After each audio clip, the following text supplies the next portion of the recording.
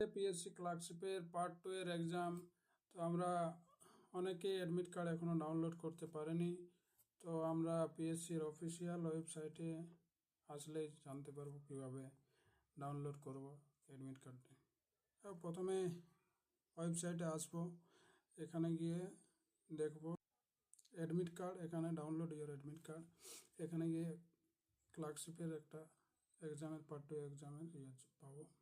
Click হিয়ারে চেপবো, download admit card.